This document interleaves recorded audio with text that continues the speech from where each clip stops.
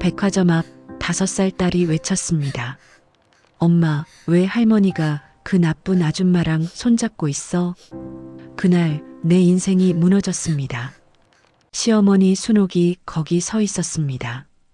그런데 혼자가 아니었습니다. 남편의 상간녀 미란과 팔짱을 끼고 환하게 웃으며 쇼핑백을 들고 있었습니다. 두 사람의 웃음소리가 유리창을 타고 흘러나와 지연의 귀를 파고들었습니다.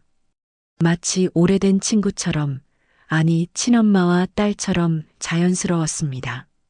딸같이 아꼈다던 그 시어머니가 자신을 배신한 순간이었습니다. 지연의 눈앞이 아득해졌습니다. 다리에 힘이 풀려 그 자리에 주저앉을 것만 같았습니다. 하지만 딸의 작은 손이 자신의 손을 꼭 잡고 있다는 걸 느꼈습니다. 그 따뜻한 온기가 지연을 붙잡아 주었습니다. 순옥이 지연을 발견했습니다. 눈이 마주쳤습니다. 잠시 당황하는 듯 했지만 순옥은 곧 차갑게 입을 열었습니다. 지연아, 이제 그만해라. 우리 아들 인생 망치지 마. 그 한마디가 비수처럼 가슴을 꿰뚫었습니다. 8년을 친딸처럼 아꼈다던 그 사람의 입에서 나온 말이었습니다. 지연은 그 자리에서 얼어붙었습니다. 미라는 옆에서 의기양양하게 웃고 있었습니다. 승자의 미소였습니다. 지연은 딸의 손을 꼭 잡고 돌아섰습니다. 눈물이 흘러내렸지만 참았습니다. 딸 앞에서 무너질 수는 없었습니다. 그날 밤 딸을 재운 후 지연은 베란다에 섰습니다. 밤하늘을 올려다보며 다짐했습니다. 그날 이후 난 모든 걸 잃었지만 내 손으로 다시 세우기로 했다. 하지만 이 이야기는 여기서 끝나지 않습니다. 지연은 무너지지 않았습니다. 지금 그녀의 푸드트럭 순옥분식 앞에는 긴 줄이 늘어서 있습니다. 이마에 송글송글 맺힌 땀을 훔치며 환하게 웃는 그녀를 보며 누구도 알 수 없습니다. 이 여인이 불과 몇 년 전 배신과 절망 속에 쓰러져 있었다는 사실을요. 그녀가 어떻게 바닥에서 일어나 여기까지 왔는지 그 이야기를 지금부터 들려드리겠습니다. 지연의 이야기는 지금으로부터 3년 전 작은 아파트에서 시작됩니다. 결혼 8년 차였습니다. 지연은 남편 성우, 5살 딸 수아와 함께 30평대 아파트에서 살았습니다. 매일 아침 현관문을 여는 사람이 있었습니다. 바로 시어머니 순옥이었습니다. 순옥은 매일같이 찾아와 손녀를 돌봐주었고 지연에게는 친엄마 이상의 존재였습니다. 지연아, 오늘 아침은 먹었어. 내가 미역국 끓여왔으니까 꼭 먹어. 순옥의 목소리는 언제나 따뜻했습니다. 아침마다 순옥이 챙겨온 국 냄새가 집안에 퍼지면 지연은 이게 진짜 가족이구나 싶었습니다. 특히 출산 직후 지연이 산후우울증으로 힘들어할 때 순옥은 진짜 엄마처럼 곁을 지켜주었습니다. 밤마다 아이가 울 때마다 지연은 패닉에 빠졌습니다. 내가 엄마 자격이 있나 하는 자책감에 눈물이 멈추지 않았습니다. 그럴 때마다 순옥은 새벽 2시, 3시에도 달려와 지연의 손을 잡아주었습니다. 지연아, 괜찮아. 엄마들은 다 이래. 나도 성우 낳고 일주일 동안 울기만 했어. 넌 잘하고 있어. 그 말에 지연은 소리내어 울었습니다. 친정엄마는 지방에 계셔서 이렇게 자주 올 수 없었기에 순옥의 한마디 한마디가 지연에게는 생명줄이었습니다. 밤새 아이를 안고 재우며 너는 쉬어. 내가 할게라고 말해주던 그 음성을 지연은 아직도 기억합니다. 새벽 3시, 4시에도 아이가 울면 순옥은 달려와 지연 대신 아이를 안아주었습니다. 어머니, 너무 피곤하실 텐데요. 저 혼자 할게요. 괜찮아. 넌 내 딸 같은 며느리야. 이 정도는 당연한 거지. 너 좀 자. 얼굴이 노랗게 떴어. 순옥은 지연을 방으로 밀어넣고 혼자 거실에서 밤새 아이를 달랬습니다. 아침이 되면 지연의 방 앞에 따뜻한 미역국과 유자차가 놓여 있었습니다. 지연아, 이거 먹고 힘 좀 내. 너 안 먹으면 젖도 안 나와. 수아 위해서라도 꼭 먹어야 해. 그 밥 한 숟가락, 유자차 한 모금이 지연에게는 세상 전부였습니다. 그 온기가, 그 정성이, 그 사랑이 진짜라고 믿었습니다. 지연은 마음 깊이 안도했습니다. 친정엄마는 지방에 계셔서 자주 볼 수 없었지만 순옥이 있어 외롭지 않았습니다. 가끔 남편 성우가 무심할 때도 있었지만 시어머니가 든든한 울타리가 되어 주었기에 견딜 수 있었습니다. 지연이 감기에 걸렸을 때는 생강차를 끓여왔고 지연이 스트레스를 받을 때는 산책을 같이 가자며 손을 잡았습니다. 지연아, 우리 둘이 영화 보러 갈까? 성우는 일 바쁘니까 우리 둘이서. 순옥은 지연을 친딸처럼 대했습니다. 함께 카페에 가서 수다를 떨고 백화점에서 옷을 같이 고르고 손잡고 길을 걸었습니다. 지연아, 너 만나서 내가 얼마나 행복한지 몰라. 내가 딸을 못 낳아서 늘 아쉬웠는데 내가 와서 그 빈자리를 채워준 것 같아. 그 말을 듣고 지연은 눈물을 흘렸습니다. 자신도 순옥을 진짜 엄마처럼 여기고 있었기 때문입니다. 지연과 순옥은 함께 웃으며 이야기꽃을 피웠고 성우는 옆에서 핸드폰을 만지작거리며 대화에 잘 끼지 않았습니다. 얘야, 내 아내랑 아이가 있는데 왜 핸드폰만 봐? 지연이가 얼마나 수고하는데. 순옥은 그럴 때마다 아들을 나무랐습니다. 지연은 그런 순간마다 가슴이 뭉클했습니다. 좋은 시어머니를 만나 복받았구나 싶었습니다. 어머니, 괜찮아요. 성우 씨 바쁘니까요. 무슨 소리야. 아무리 바빠도 가족이 우선이지. 정우야, 엄마가 뭐라고 했어? 순옥은 항상 지연의 편이었습니다. 하지만 그 평화는 오래가지 않았습니다. 처음에는 너무 작아서 보이지 않는 균열이었습니다. 벽에 생긴 실금처럼 누구도 알아채지 못할 만큼 미세한 것이었습니다. 하지만 그 균열은 서서히 조금씩 벌어지기 시작했습니다.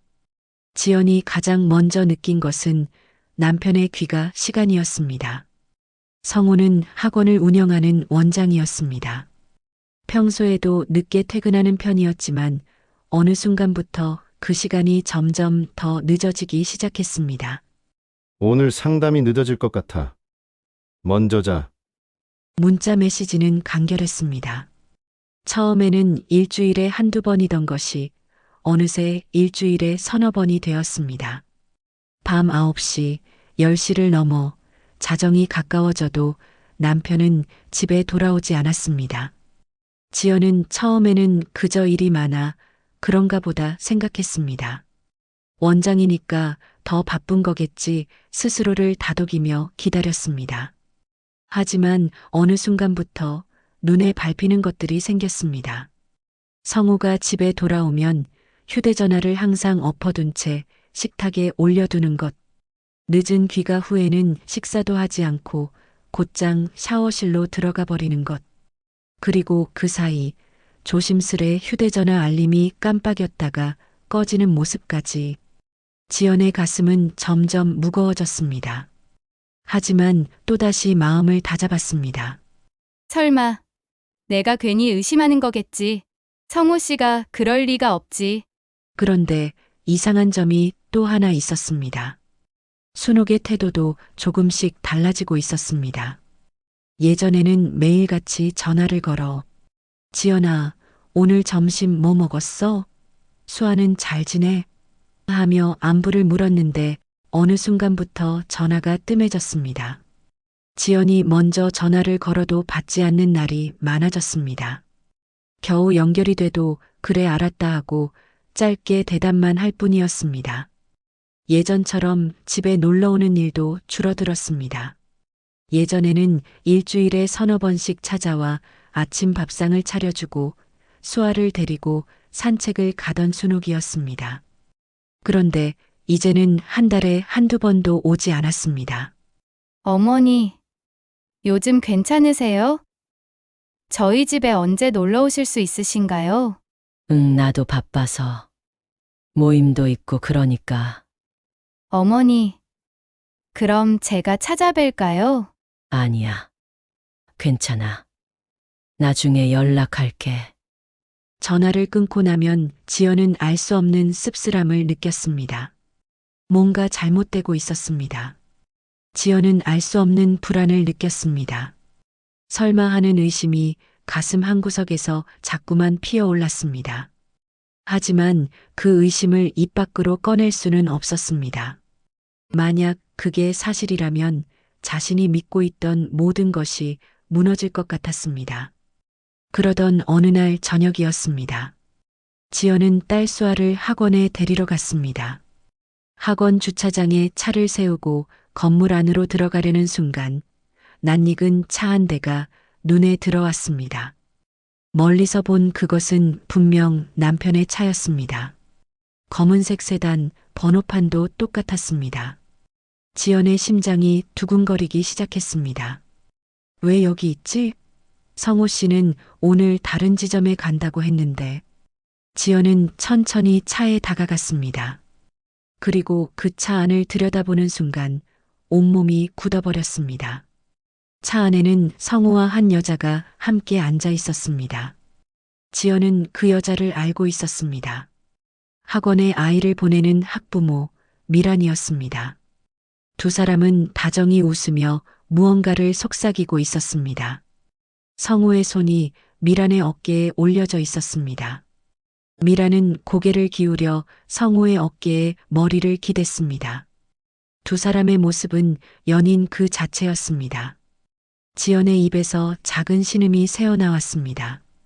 다리에 힘이 풀려 차에 손을 짚지 않았다면 그대로 쓰러졌을 것입니다. 차 안에서 흘러나오는 웃음소리가 비수처럼 가슴을 찔렀습니다. 아니야, 이건 꿈이야. 내가 잘못 본 거야. 하지만 아무리 눈을 비벼도 그 광경은 사라지지 않았습니다. 지연은 차 뒤로 몸을 숨기고 떨리는 손으로 휴대전화를 꺼내 사진을 찍었습니다. 셔터 소리가 나지 않도록 무음으로 설정하고 여러 장을 연속으로 찍었습니다. 증거였습니다. 지연은 본능적으로 알았습니다. 이 사진이 나중에 필요하다는 것을요. 그날 밤 집으로 돌아온 지연은 아무 말도 할 수 없었습니다. 성호는 평소처럼 씻고 나와 소파에 앉아 TV를 보고 있었습니다. 아무 일도 없었다는 듯이 태연하게. 지연은 방으로 들어가 이불을 뒤집어 쓰고 소리 없이 울었습니다. 베개를 입에 물고 흐느꼈습니다.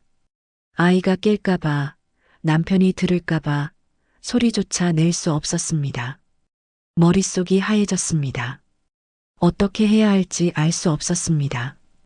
다만 한 가지는 확실했습니다. 이대로 있을 수는 없다는 것. 하지만 지연에게는 아직 확인해야 할 것이 하나 더 남아 있었습니다.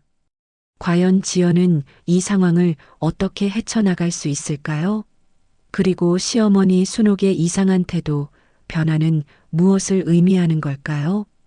지연은 며칠 동안 고민했습니다. 확신을 가지려면 더 확실한 증거가 필요했습니다. 차 안에서 찍은 사진만으로는 부족했습니다. 혹시라도 남편이 그냥 상담이었어라고 변명할 여지를 주고 싶지 않았습니다. 그날 밤 성호가 샤워를 하러 간 사이 지연은 떨리는 손으로 남편의 휴대전화를 집어들었습니다. 심장이 터질 듯이 뛰었습니다. 샤워실에서 물 흐르는 소리가 들렸지만 그 소리마저 너무 가까이 느껴졌습니다. 비밀번호를 눌렀습니다. 한 번, 두 번, 세 번 틀렸습니다. 손이 떨렸습니다. 식은땀이 등줄기를 타고 흘러내렸습니다. 제발 아니길. 네 번째 시도에서 화면이 열렸습니다. 비밀번호는 딸의 생일이었습니다. 아이러니했습니다. 딸의 생일을 비밀번호로 쓰면서도 그 딸의 엄마를 배신하고 있었다니. 지연은 메시지 앱을 열었습니다. 그리고 그 안에는 차마 눈 뜨고 볼 수 없는 메시지들이 가득했습니다. 오늘 너무 즐거웠어요. 내일도 보고 싶어요. 나도. 상담은 핑계지. 당신이랑 있는 시간이 제일 좋아. 우리 이러다 들키는 거 아니에요? 괜찮아. 지연이는 아무것도 모를 거야. 자기는 걱정 마. 지연의 눈에서 눈물이 뚝뚝 떨어졌습니다. 휴대전화 화면 위로 눈물방울이 떨어져 번졌습니다. 손이 덜덜 떨려 휴대전화를 놓칠 뻔했습니다. 아무것도 모를 거야. 그 문장이 가슴을 찢었습니다. 8년 동안 함께 살아온 남편이 자신을 바보 취급하고 있었습니다. 믿고 있던 모든 것이 거짓이었습니다. 지연은 재빨리 메시지 내용을 자신의 휴대전화로 찍었습니다. 손이 떨려 흔들린 사진도 있었지만 내용은 모두 선명하게 담겼습니다. 그리고 조심스럽게 남편의 휴대전화를 원래 자리에 놓았습니다. 샤워실 문이 열리는 소리가 들렸습니다. 지연은 재빨리 침대에 누워 이불을 덮었습니다. 눈을 감았지만 눈꺼풀 아래로 눈물이 계속 흘러내렸습니다. 성우는 아무것도 모르는 듯 침대에 누웠습니다. 몇 분 후 그의 고른 숨소리가 들렸습니다. 평화롭게 잠든 남편 옆에서 지연은 베개를 물고 소리 없이 울었습니다. 다음 날 아침 지연은 거울을 보았습니다. 눈은 퉁퉁 부어 있었고 얼굴은 핏기 하나 없이 창백했습니다. 화장으로 가릴 수 없을 만큼 심각했습니다. 엄마, 왜 울었어? 수아가 물었습니다. 아이의 맑은 눈동자를 보자 지연의 가슴이 다시 무너져 내렸습니다. 아니야. 엄마가 양파 썰다가 눈이 맵더라. 거짓말이었습니다. 하지만 아이에게 진실을 말할 수는 없었습니다. 지연은 억지로 웃으며 아이의 머리를 쓰다듬었습니다. 그날 지연은 결심했습니다. 이제 확인해야 할 사람이 남아 있었습니다. 바로 시어머니 순옥이었습니다. 지연은 순옥에게 전화를 걸었습니다. 한참을 기다려도 받지 않았습니다. 다시 걸었습니다. 세 번째 시도에서 겨우 연결되었습니다. 어머니, 응, 지연아. 무슨 일이야? 목소리가 차가웠습니다. 예전의 따뜻함은 온데간데 없었습니다. 어머니. 제가 말씀드릴 게 있어서요. 오늘 잠깐 뵐 수 있을까요? 지금은 좀 바쁜데. 다음에 연락할게. 어머니. 정말 중요한 일이에요. 제발 시간 좀 내주세요. 잠시 침묵이 흘렀습니다. 그리고 순옥의 한숨 섞인 목소리가 들렸습니다. 그래, 알았어. 오늘 저녁에 우리 집으로 와. 전화를 끊은 지연은 가슴이 답답했습니다. 뭔가 잘못되고 있다는 느낌이 들었습니다. 순옥의 목소리에는 예전의 애정이 느껴지지 않았습니다. 저녁 지연은 시어머니 집을 찾아갔습니다. 초인종을 누르자 문이 열렸습니다. 순옥은 표정 없는 얼굴로 지연을 맞이했습니다. 들어와. 거실에 앉자 순옥은 차를 내오지도 않았습니다. 예전 같으면 지연아, 뭐 마실래? 내가 너 좋아하는 유자차 줄게 하며 살뜰히 챙겼을 텐데 지금은 그저 맞은편 소파에 앉아 지연을 바라볼 뿐이었습니다. 그 변화가 지연의 가슴을 아프게 했습니다. 예전에는 현관문을 열자마자 우리 며느리 왔네 하며 반갑게 맞아주던 사람이었습니다. 지연은 떨리는 손으로 휴대전화를 꺼냈습니다. 그리고 찍어둔 사진들을 순옥에게 보여주었습니다. 차 안에서 다정하게 웃는 성우와 미란의 모습, 그리고 메시지 내용까지. 어머니. 이게 무슨 일인지 아세요? 성호 씨가 말을 잇지 못하고 지연은 흐느꼈습니다. 순옥은 사진을 보더니 잠시 얼굴을 찡그렸습니다. 하지만 곧 한숨을 쉬며 말했습니다. 지연아, 나도 알아. 네, 지연은 고개를 들었습니다. 순옥의 눈빛이 흔들리고 있었습니다. 나도 알아. 정호가 잘못했어. 내가 자식을 잘못 키웠구나. 순옥은 무릎을 짚으며 눈물을 흘렸습니다. 지연은 그 모습을 보고 안도했습니다. 역시 어머니는 내 편이구나 싶었습니다. 어머니. 제가 어떻게 하면 좋을까요? 저는 정말 내가 성호를 혼낼게. 내가 따끔하게 말할게. 순옥은 지연의 손을 잡았습니다. 그 손은 따뜻했습니다. 하지만 왠지 모르게 그 온기가 진짜가 아닌 것만 같았습니다. 그날 밤 순옥은 아들 성호를 불렀습니다. 지연이 보는 앞에서 성호의 뺨을 세차게 때렸습니다. 네가 어떻게 이럴 수 있어? 성호는 고개를 숙인 채 아무 말도 하지 않았습니다. 지연은 그 모습을 보며 작은 희망을 품었습니다. 시어머니가 자기 편이라는 사실 하나가 무너진 마음을 붙잡아 주었습니다. 하지만 그날 이후 이상한 일들이 벌어지기 시작했습니다. 순옥의 전화는 더욱 뜸해졌습니다. 예전처럼 매일 안부를 묻지 않았습니다. 집에 찾아오는 일도 완전히 끊겼습니다. 지연이 먼저 전화를 걸면 응 알았어 하고 짧게 대답만 할 뿐이었습니다. 말투도 점점 차갑게 변했습니다. 그러던 어느 날 남편 성호의 입에서 충격적인 말이 터져 나왔습니다. 엄마가 그 여자 만났어. 뭐, 지연은 귀를 의심했습니다. 미란이랑 만났다고. 엄마가 직접 만나서 이야기 나눴대. 왜? 성호는 소파에 앉아 냉소를 지으며 말했습니다. 그 여자가 어떤 여자인 줄 알아? 이혼했지만 위자료로 돈 왕창 받았대. 자기 사업도 잘 되고 혼자도 잘 산다더라. 엄마는 이미 그쪽으로 마음이 기울었어.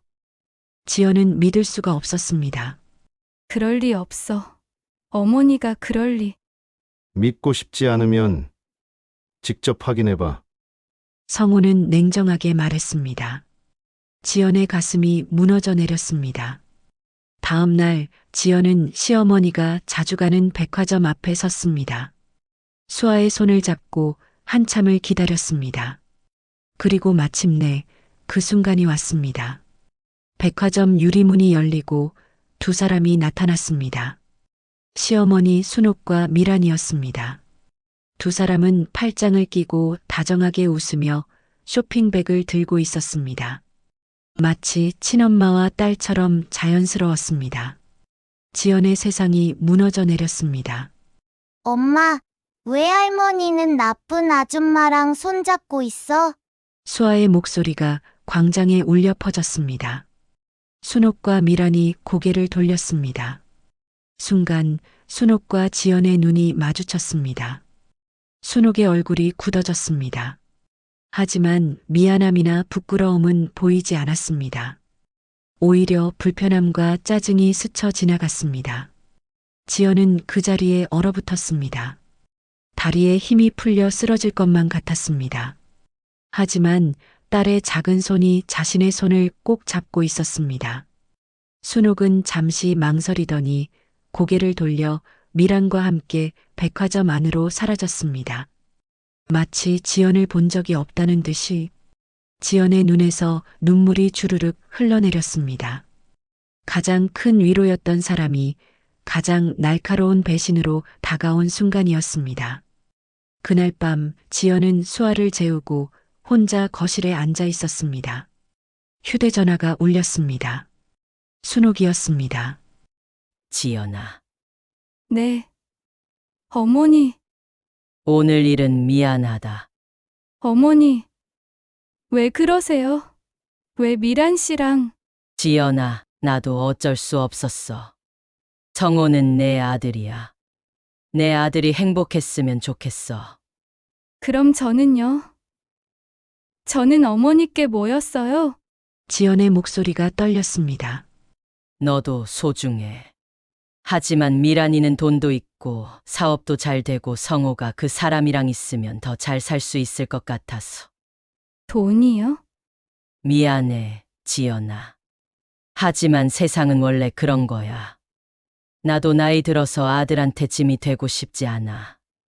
미란이가 나를 잘 돌봐주겠다고 했어. 그 말에 지연은 모든 걸 이해했습니다. 순옥은 노후가 두려웠던 것입니다. 돈 많은 여자가 자신을 더 잘 돌봐줄 거라고 믿었던 것입니다. 어머니, 저도 어머니를 잘 모실 수 있어요. 지연아, 미안해. 이미 늦었어. 전화가 끊어졌습니다.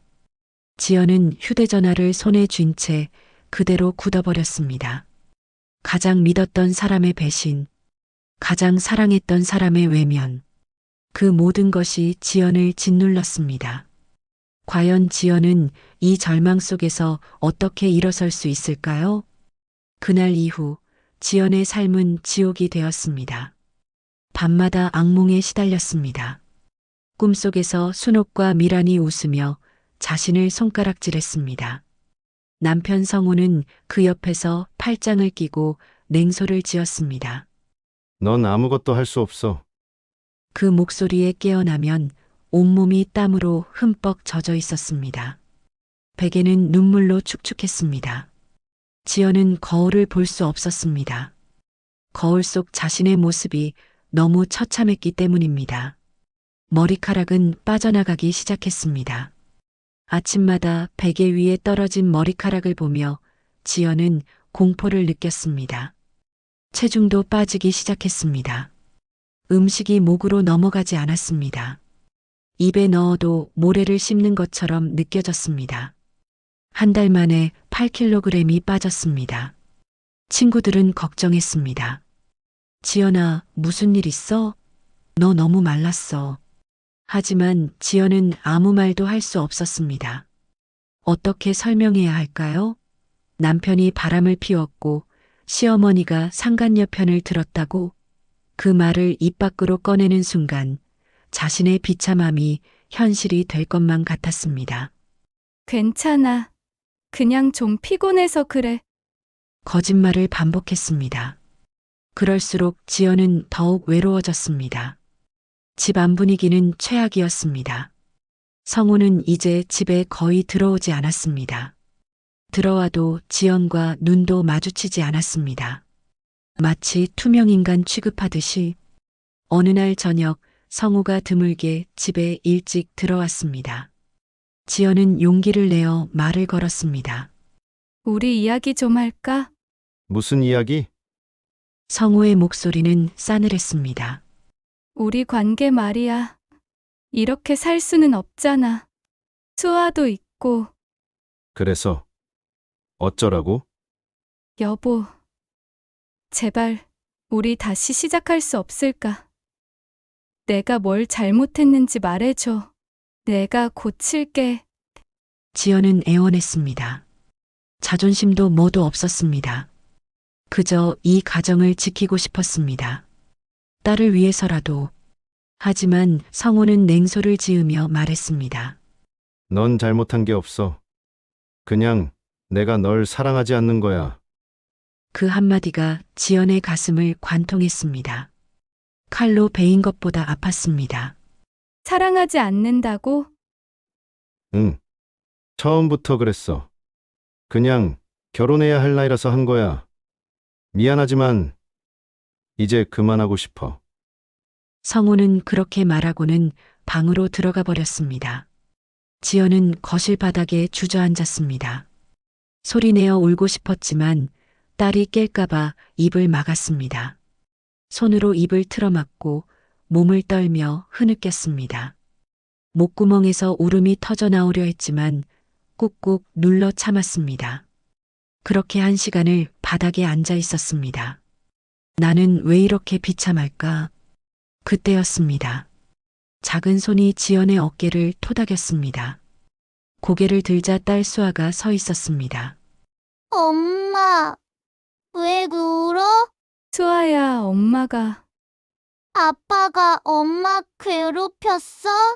5살 아이의 입에서 나온 말이었습니다.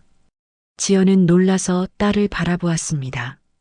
아이의 눈에는 눈물이 가득했습니다.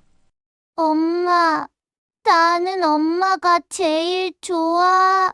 아빠는 싫어. 그 말을 듣는 순간 지연의 가슴이 무너졌습니다. 아이까지 이런 상황을 알고 있었습니다. 얼마나 힘들었을까요? 얼마나 무서웠을까요?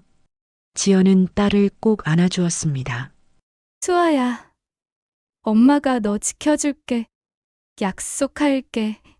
엄마가 절대 포기하지 않을게. 그날 밤 지연은 결심했습니다. 더 이상 무너져 있을 수 없다고. 아이를 위해서라도 반드시 일어서야 한다고. 하지만 다음 날 더 큰 충격이 기다리고 있었습니다. 우편함에 등기우편 한 통이 와 있었습니다. 은행에서 온 것이었습니다. 지연은 떨리는 손으로 봉투를 뜯었습니다. 대출금 연체 통지서. 눈앞이 캄캄해졌습니다. 내용을 읽어보니 성우가 지연 모르게 아파트를 담보로 5천만 원을 대출받았고 그것을 석 달째 연체하고 있다는 것이었습니다. 이게 무슨... 손이 떨려 서류를 떨어뜨릴 뻔했습니다. 지연은 재빨리 성우에게 전화를 걸었습니다. 여보세요. 이게 뭐야? 대출금 연체 통지서가 왔는데 아, 그거. 성우의 목소리는 태연했습니다. 학원 운영 자금 때문에 대출 받았어. 너한테 말 안 했나? 안 했잖아. 그리고 석 달째 연체라는데. 이거 계속 안 갚으면 집이 경매로 넘어간다는데. 알아서 할게. 알아서 하긴. 지금까지 석 달을 안 갚아놨으면서. 시끄러워. 내가 알아서 한다고 했잖아. 전화가 끊어졌습니다. 지연은 그 자리에 주저앉았습니다. 집마저 잃게 되는 건가? 지연은 서둘러 은행 통장을 확인했습니다. 생활비로 쓰던 통장, 아이 교육비 통장, 비상금 통장까지 모두 열어보았습니다. 텅 비어 있었습니다. 모든 통장의 잔액이 0원이었습니다. 성우가 지연 몰래 모든 돈을 빼간 것이었습니다. 이럴 수가. 지연의 손에서 통장이 떨어졌습니다. 8년 동안 알뜰하게 모은 돈, 수아 교육비로 모아둔 돈, 혹시 모를 일을 대비해 숨겨둔 비상금까지 모든 것이 사라졌습니다. 은행 통지서 한 장으로 내 8년 결혼이 끝났다. 지연은 바닥에 앉아 머리를 감싸쥐었습니다. 눈물도 나오지 않았습니다. 너무 큰 충격에 아무 감정도 느껴지지 않았습니다. 그날 저녁 지연은 냉장고를 열어보았습니다. 먹을 것이 거의 없었습니다. 김치 몇 조각과 계란 2개, 밥 한 공기가 전부였습니다. 수아야. 오늘 저녁은 계란볶음밥 먹을까? 응, 좋아. 지연은 프라이팬을 꺼내 계란을 풀었습니다. 밥과 김치를 넣고 볶았습니다. 간단한 음식이었지만 지연은 최선을 다해 만들었습니다. 자, 수아야, 많이 먹어. 엄마도 먹어야지. 엄마는 배불러. 너 많이 먹어. 거짓말이었습니다. 지연은 배가 고팠습니다. 하지만 아이가 먼저였습니다. 수아가 밥을 먹는 모습을 보며 지연은 다짐했습니다. 이대로는 안 돼. 내가 뭐라도 해야 해. 그날 밤 수아를 재운 후 지연은 부엌 불빛 아래 앉았습니다. 책상 위에는 하얀 종이 한 장이 놓여 있었습니다. 지연은 펜을 들고 종이에 글을 쓰기 시작했습니다. 내가 할 수 있는 것. 한참을 생각했지만 쓸 것이 없었습니다. 학력도 평범했고 경력도 없었습니다. 8년 동안 가정주부로만 살았습니다. 나는 뭘 할 수 있지. 눈물이 종이 위로 떨어졌습니다. 하지만 지연은 포기하지 않았습니다. 계속 생각했습니다. 그리고 문득 한 가지가 떠올랐습니다. 나는 요리를 할 수 있어. 8년 동안 매일 요리를 했습니다. 남편과 시어머니, 딸을 위해 정성스럽게 음식을 만들었습니다.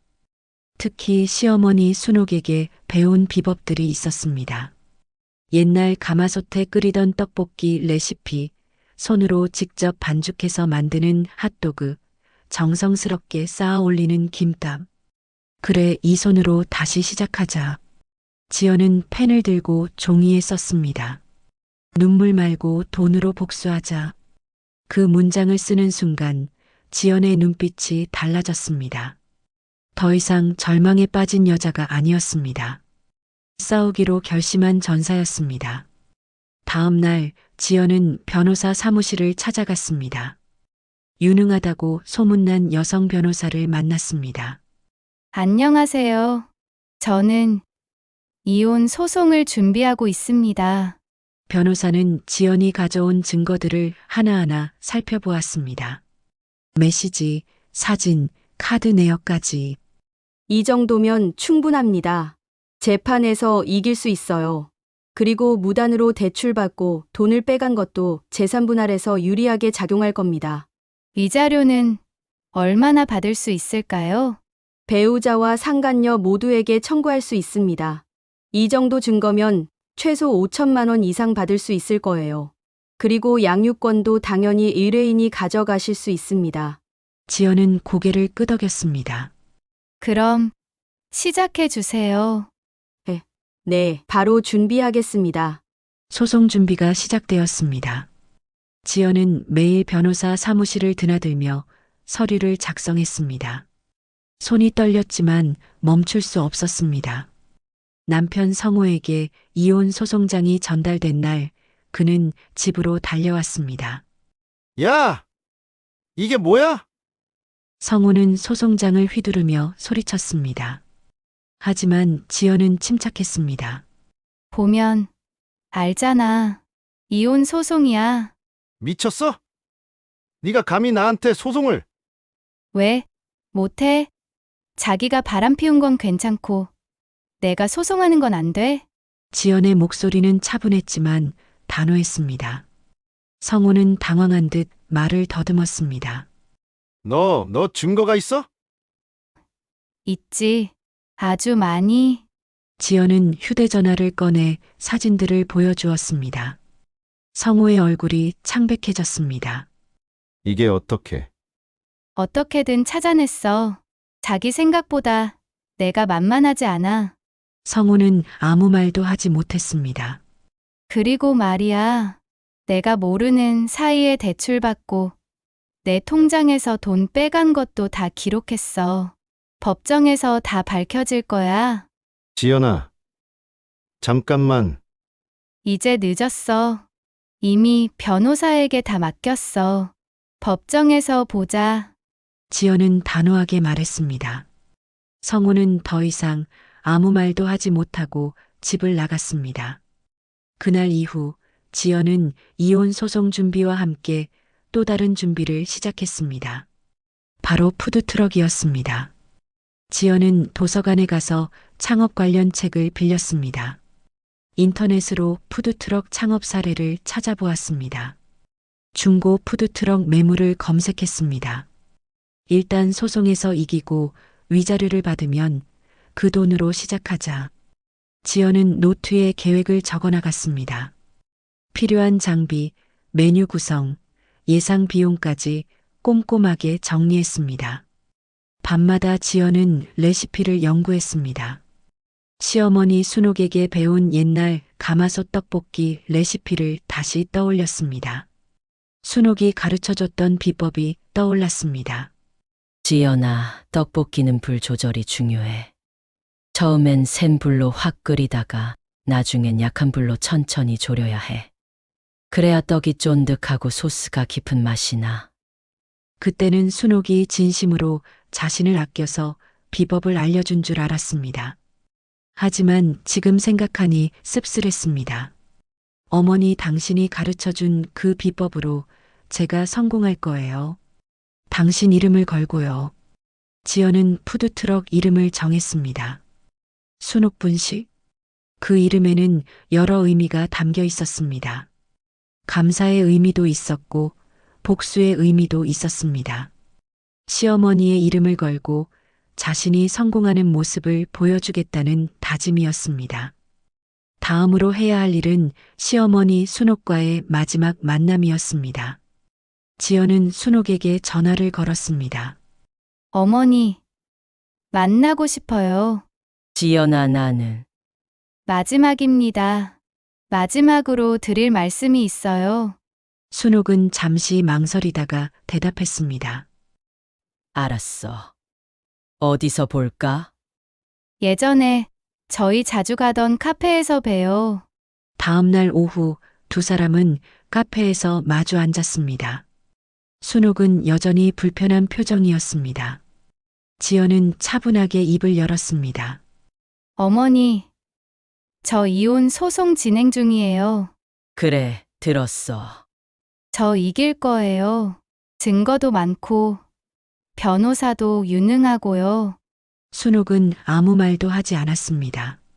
지연은 계속 말을 이어갔습니다. 어머니, 저는 어머니를 원망하지 않아요. 어머니도 어머니 나름대로 이유가 있었겠죠. 지연아, 하지만 한 가지는 알아주세요. 어머님이 저를 버렸을 때 저는 정말 죽고 싶었어요. 세상에서 가장 믿었던 사람이 저를 배신했으니까요. 지연의 눈에서 눈물이 흘러내렸습니다. 하지만 목소리는 단호했습니다. 그런데 어머니, 저는 포기하지 않았어요. 딸을 위해서, 그리고 저 자신을 위해서 일어섰어요. 그리고 이제 저는 새로운 시작을 할 거예요. 무슨, 제가 푸드트럭을 할 거예요. 어머니가 가르쳐 주신 그 떡볶이 레시피로요. 순옥의 눈이 커졌습니다. 그리고 이름은 순옥분식이라고 지을 거예요. 어머니 이름으로요. 지연아, 그게 무슨, 어머니가 저를 버렸지만 어머니가 가르쳐 주신 그 음식 솜씨만큼은 제 안에 남아 있어요. 그걸로 제가 성공할 거예요. 지연은 자리에서 일어났습니다.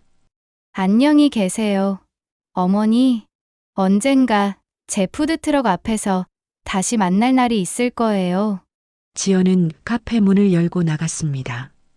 뒤돌아보지 않았습니다. 앞만 보고 걸었습니다. 그날 밤 지연은 딸 수아를 꼭 안아주었습니다. 수아야, 엄마가 약속 지킬 거야. 우리 꼭 잘 살 거야. 응. 엄마, 화이팅! 수아는 환하게 웃으며 지연의 목에 매달렸습니다. 이제 시작이야. 진짜 싸움은 지금부터야. 지연은 창밖을 바라보았습니다. 밤하늘에 별이 반짝이고 있었습니다. 과연 지연은 법정에서 승리할 수 있을까요? 그리고 푸드트럭으로 새로운 인생을 시작할 수 있을까요? 이 이야기가 마음에 드셨다면 지금 좋아요 버튼 꾹 눌러주세요. 그리고 구독 버튼도 함께 눌러주시면 앞으로도 감동적인 인생 역전 이야기를 계속 들려드릴게요. 드디어 재판날이 다가왔습니다. 지연은 그날 아침 일찍 일어났습니다. 거울 앞에 서서 자신을 바라보았습니다. 여전히 야윈 얼굴이었지만 눈빛만큼은 달랐습니다. 예전의 무기력함은 사라지고 단호함이 자리 잡고 있었습니다. 검은색 정장을 입었습니다. 머리를 단정하게 묶고 가벼운 화장을 했습니다. 거울 속 자신에게 말했습니다. 할 수 있어. 너는 할 수 있어. 법원으로 가는 길 지연의 손은 떨렸습니다. 가방 속에는 모든 증거가 들어 있었습니다. USB, 사진, 서류들. 이것들이 자신의 무기였습니다. 법원 앞에 도착하자 멀리서 남편 성우가 보였습니다. 그 옆에는 미란이 서 있었습니다. 두 사람은 여전히 다정해 보였습니다. 지연의 가슴이 쿵쾅거렸습니다. 하지만 고개를 돌리지 않았습니다. 똑바로 앞을 보고 걸어갔습니다. 법정 안으로 들어갔습니다. 차가운 공기가 얼굴을 스쳤습니다. 판사석, 증인석, 방청석이 보였습니다. 지연은 자신의 자리에 앉았습니다. 잠시 후 판사가 입장했습니다. 재판이 시작되었습니다. 이혼 및 위자료 청구 소송을 시작하겠습니다. 원고 측 변호인 주장을 시작하십시오. 지연의 변호사가 일어서서 말했습니다. 존경하는 재판장님, 원고는 피고의 지속적인 외도로 인해 극심한 정신적 고통을 받았습니다. 피고는 작년부터 학부모인 김미란 씨와 부적절한 관계를 지속해왔으며 이는 명백한 혼인 파탄의 사유입니다. 변호사는 준비한 증거들을 제출했습니다. 메시지 캡처, 신용카드 내역, CCTV 영상까지. 화면에 영상이 재생되었습니다. 주차장에서 성우와 미란이 포옹하고 키스하는 모습이 법정 스크린에 크게 비쳤습니다. 방청석에서 작은 소란이 일었습니다. 성우는 고개를 숙였고 미란은 얼굴을 붉혔습니다. 이 영상은 작년 9월 15일 피고가 운영하는 학원 주차장에서 촬영된 것입니다. 시간은 오후 7시 23분입니다. 이 시간에 피고는 원고에게 학원 일이 바빠서 늦는다라는 거짓말을 했습니다. 변호사는 증거를 하나하나 제시했습니다. 호텔 영수증, 레스토랑 결제 내역, 보석 가게 구매 기록까지. 피고는 가족 공동카드로 상간녀에게 선물을 구매했으며 호텔을 예약했습니다. 이는 명백한 외도의 증거입니다. 성우 측 변호사가 반박했습니다. 재판장님, 이것은 단순한 친분 관계일 뿐입니다. 학부모와 원장 사이에. 친분 관계라면 왜 호텔을 예약했습니까? 지연의 변호사가 날카롭게 반박했습니다. 성우 측 변호사는 말문이 막혔습니다. 그리고 재판장님, 더 심각한 문제가 있습니다. 변호사는 새로운 서류를 제출했습니다. 피고는 원고 몰래 부부 공동 명의의 아파트를 담보로 5천만 원을 대출받았고 이를 석 달째 연체하고 있습니다. 또한 원고 명의의 통장에서 무단으로 3천만 원을 인출했습니다. 방청석이 다시 술렁였습니다. 이는 명백한 재산권 침해이며 원고와 그 자녀의 생존권을 위협하는 행위입니다. 원고는 현재 생활고에 시달리고 있으며 심지어 끼니를 거르는 날도 있습니다. 판사가 말했습니다. 원고 본인이 직접 증언하시기 바랍니다. 지연이 증인석에 섰습니다. 심장이 터질 듯이 뛰었습니다.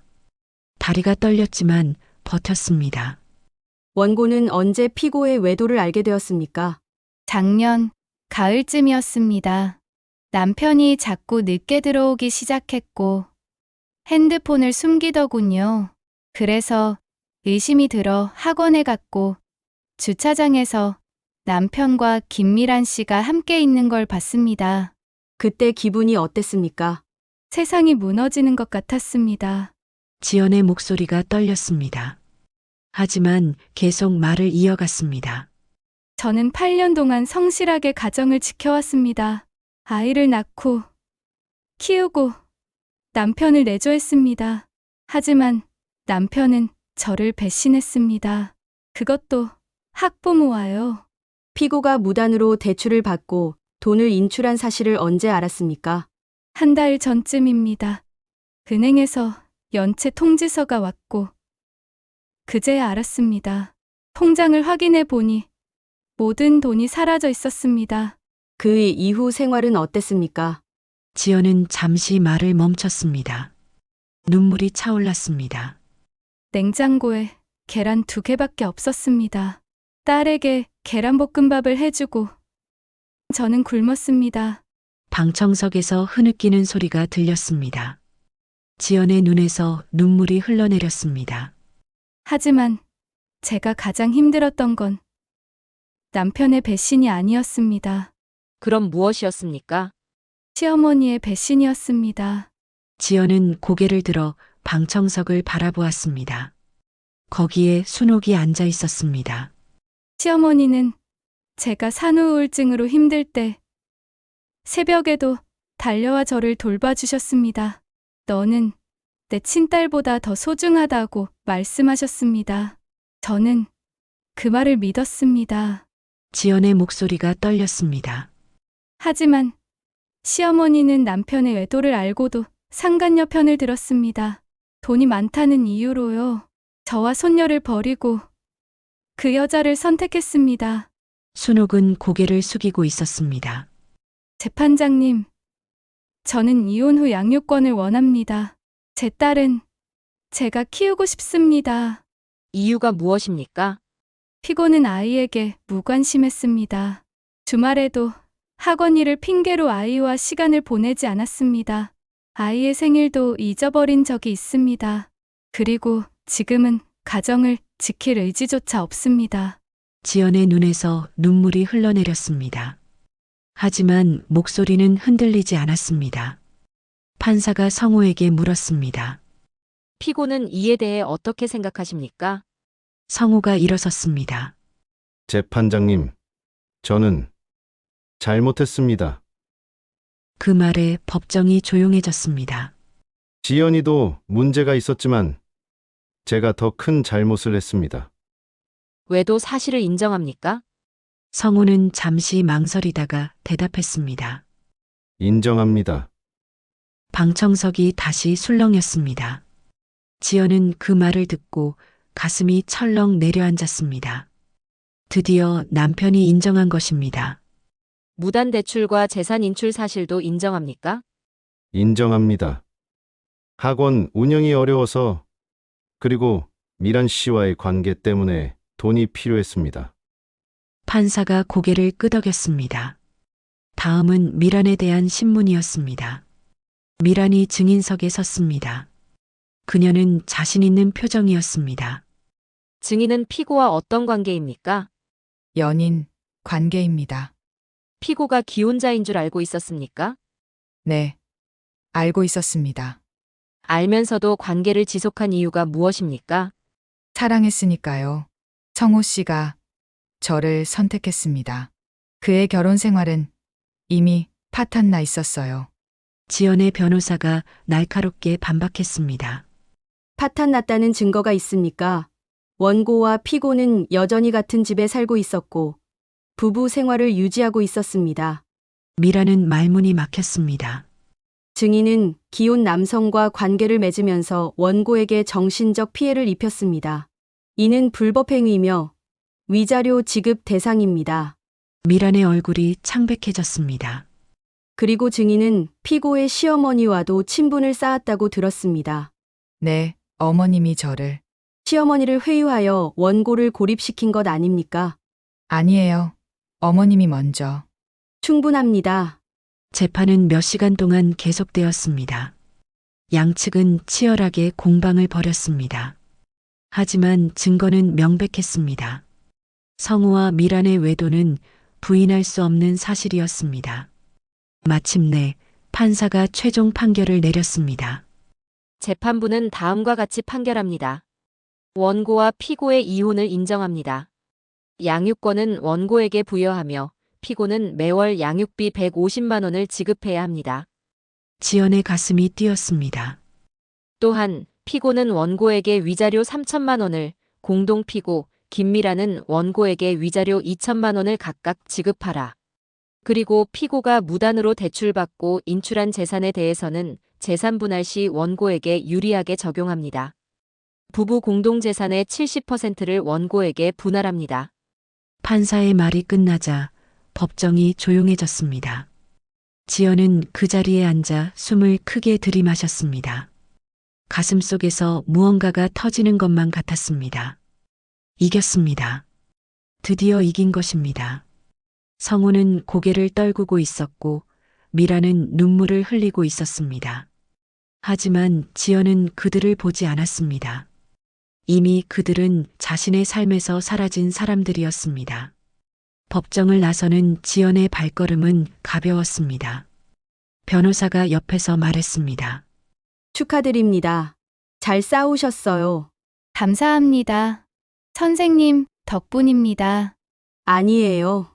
포기하지 않았기 때문입니다. 증거를 모으고 끝까지 버텨내신 덕분입니다. 지연은 고개를 끄덕였습니다. 그리고 법원 계단을 내려가며 하늘을 올려다보았습니다. 맑은 가을 하늘이 펼쳐져 있었습니다. 이제 시작이야. 새로운 삶의 시작. 그날 밤 지연은 딸 수아를 꼭 안아주었습니다. 수아야, 엄마가 약속 지켰지? 엄마가 이겼어. 와, 엄마 대단해. 이제 우리 새로운 시작할 거야. 엄마가 푸드트럭 할 거야. 푸드트럭, 멋있다. 응. 엄마가 맛있는 음식 만들어서 팔 거야. 그래서 우리 잘 살 거야. 수아는 환하게 웃으며 지연의 목에 매달렸습니다. 이제 정말 새로운 시작이야. 나와 수아, 둘이서 잘 살 거야. 지연은 창밖을 바라보았습니다. 달빛이 방 안을 비추고 있었습니다. 며칠 후 지연은 위자료 5천만 원과 재산분할금을 받았습니다. 통장 잔고를 확인하는 순간 눈물이 났습니다. 드디어 시작할 수 있어. 지연은 즉시 중고 푸드트럭을 알아보기 시작했습니다. 그리고 관리가 잘 된 트럭을 800만 원에 구입했습니다. 검은색 푸드트럭에 빨간 글씨로 간판을 달았습니다. 순옥분식. 그 간판을 보는 순간 지연은 가슴이 뭉클했습니다. 시어머니에 대한 원망도 있었지만 감사함도 있었습니다. 그 사람이 가르쳐준 음식 솜씨가 지금의 자신을 만들었으니까요. 과연 지연의 푸드트럭은 성공할 수 있을까요? 그녀의 앞에는 또 어떤 시련이 기다리고 있을까요? 이혼이 확정된 후 지연은 작은 원룸으로 이사했습니다. 30평대 아파트에서 10평도 안 되는 작은 방으로 짐을 옮기는 날 지연은 새 집안을 둘러보았습니다. 작고 낡았지만 이곳은 온전히 자신의 공간이었습니다. 엄마, 여기 우리 집이야? 수아가 물었습니다. 지연은 딸을 안아들고 말했습니다. 응. 우리 집이야. 작지만 따뜻한 우리 집. 좋아. 엄마랑 나랑 둘이 사는 거지? 그래. 우리 둘이 지연은 딸과 함께 짐을 풀기 시작했습니다. 이불, 옷가지, 그릇들. 많지 않았지만 새 삶을 시작하기에는 충분했습니다. 다음 날부터 지연은 본격적으로 푸드트럭 창업 준비에 들어갔습니다. 가장 먼저 해야 할 일은 영업 허가를 받는 것이었습니다. 지연은 구청을 찾아갔습니다. 푸드트럭 영업 신고를 하려고 하는데요. 네, 서류 준비하셨어요? 담당 공무원이 물었습니다. 지연은 가져온 서류들을 내밀었습니다. 차량 등록증, 위생교육 이수증, 식품위생법 교육 이수증. 차량 내부 사진도 필요한데요. 사진은 여기 있습니다. 가스 안전 검사 확인서가 없네요. 이것도 필요해요. 어디서 봤나요? 한국가스안전공사에 가셔서 검사 받으시면 됩니다. 지연은 한숨을 쉬었습니다. 생각보다 준비할 게 많았습니다. 일주일 동안 지연은 여러 곳을 돌아다니며 서류를 준비했습니다. 위생교육을 받고 가스 안전 검사를 받고 차량 내부를 정비했습니다. 발이 퉁퉁 부을 때까지 뛰어다녔습니다. 하지만 지연은 포기하지 않았습니다. 드디어 2주 후 영업 허가를 받았습니다. 축하드립니다. 이제 영업하실 수 있어요. 감사합니다. 지연은 허가증을 손에 쥐고 나오며 눈물을 흘렸습니다. 첫 번째 관문을 통과한 것입니다. 다음은 장소를 찾는 일이었습니다. 지연은 여러 지역을 돌아다니며 자리를 알아보았습니다. 대학교 앞, 공원 근처, 오피스텔 단지까지. 하지만 어디나 이미 자리가 꽉 차 있었습니다. 여기 자리 있나요? 미안해요. 여긴 이미 다 찼어요. 대기자만 10명이 넘어요. 저기요. 혹시 자리 하나? 여긴 우리 구역이에요. 다른 데 가보세요. 푸드트럭 업계는 생각보다 텃세가 심했습니다. 선배 장사꾼들은 새로운 트럭이 들어오는 걸 달가워하지 않았습니다. 지연은 좌절했습니다. 트럭은 샀는데 장사할 곳이 없었습니다. 이러다 망하는 거 아닐까? 그러던 어느 날 지연은 한 대학교 후문 근처를 지나가다가 빈 공간을 발견했습니다. 큰 길에서 조금 떨어진 한적한 곳이었습니다. 여기는 왜 비어 있을까? 주변을 살펴보니 학생들이 지나다니는 길목이었습니다. 큰 길만큼 유동 인구가 많지는 않았지만 그래도 사람들이 오가고 있었습니다. 지연은 관리사무소를 찾아갔습니다. 여기 푸드트럭 자리 임대 가능한가요? 아, 거기요? 가능한데 한 달에 50만 원이에요. 50만 원이요? 비쌌습니다. 하지만 다른 곳은 더 비쌌습니다. 그리고 무엇보다 자리가 있다는 게 중요했습니다. 할게요. 그래요? 좋아요. 계약서 쓰시죠. 지연은 계약을 했습니다. 첫 달 임대료 50만 원과 보증금 100만 원을 냈습니다. 통장 잔고가 또 줄어들었습니다. 이제 본격적으로 장사를 준비할 차례였습니다. 지연은 새벽 5시에 일어나 동대문 식자재 시장으로 갔습니다.